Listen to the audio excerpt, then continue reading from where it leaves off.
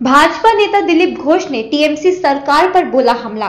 कहा नौकरी खोने वाले शिक्षकों और शिक्षा मंत्री भृत्य बासु के बीच मुलाकात का कोई महत्व नहीं है। मालदा पहुंचे पूर्व विधायक तथा वरिष्ठ भाजपा नेता दिलीप घोष ने आज कहा कि नौकरी खोने वाले शिक्षकों और शिक्षा मंत्री भृत्य बासु के बीच मुलाकात का कोई महत्व नहीं। अब न्यायालय ने आदेश दे ही दिया है। दिल्ली में विरोध प्रदर्शन करने से भी कोई फायदा नहीं होगा, क्योंकि यह दिल्ली सरकार का मामला ही नहीं है। दिलीप ने पूछा कि राज्य सरकार योग्य और अयोग्य उम्मीदवारों की सूची क्यों नहीं प्रकाशित कर रही है। शिक्षा मंत्री इतने समय से क्या कर रहे थे। भाजपा नेता दिलीप घोष ने आज सुबह ओल्ड मालदा के बुलबुल चंद मोड़ पर चाय पर चर्चा के दौरान 26,000 नौकरियों को रद्द करने के संबंध में यह टिप्पणियां की। उन्होंने बुलबुल चंद चौराहे पर विवेकानंद की प्रतिमा पर माल्यार्पण कर श्रद्धांजलि अर्पित की। 26,000 नौकरियों को रद्द करने के लिए उन्होंने तृणमूल सरकार में फैले भ्रष्टाचार को मुख्य कारण बताया। প্রাপ্ত বসু কি করতে পারবেন? মুখ্যমন্ত্রী মিথ্যা কথা বলে চালিয়ে দিয়ে প্রাপ্ত বসুর করার কিছু নেই। কারণ প্রাপ্ত বসুর কাছে যাওয়ার কোনো দরকার নেই। যান, চা খান, ঘুরে আসুন। আর এরকম আপনাদের ঘুরিয়ে ঘুরিয়ে সময় নষ্ট করা হবে। সেজন্য মুখ্যমন্ত্রী দায়িত্ব নিন। তার সরকারে গন্ডগোল করেছে, তিনি তার সরকারের প্রতিনিধি উকিলদের বলুন কোর্টে গিয়ে 18,000 লোকের যে লিস্ট আছে সেটা জমা দিন। আগে এদের চাকরির ফয়সালা এরা জয়েন করুক, তারপরে বাকি কথা হবে। বলছি চাকরি প্রার্থীরা বলছে দিল্লিতে গিয়ে এবার তারা আন্দোলন করবে।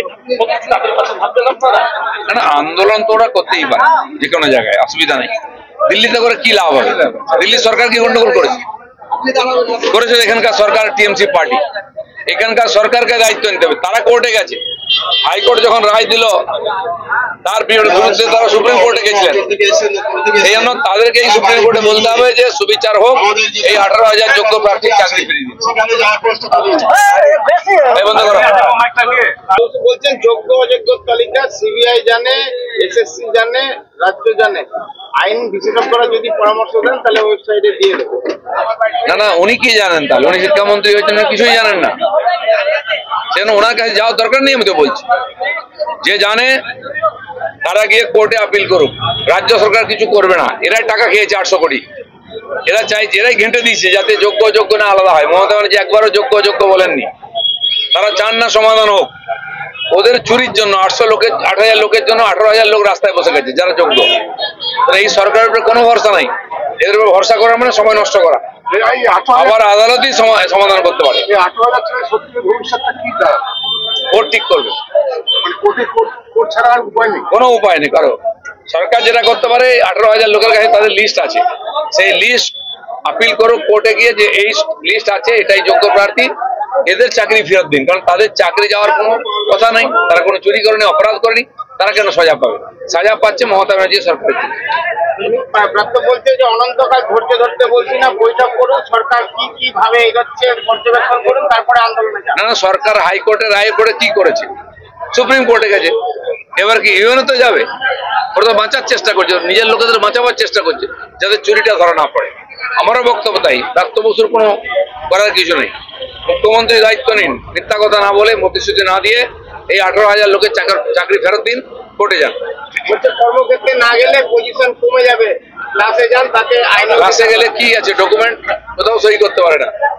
তাদের তো ব্রেক হয়ে গেছে সার্ভিস, আর সেটাকে কন্টিনিউ কোর্টই করতে পারে। এদের কিছু করার নেই। আর এনারা চান না সমাধান হোক। চলুন।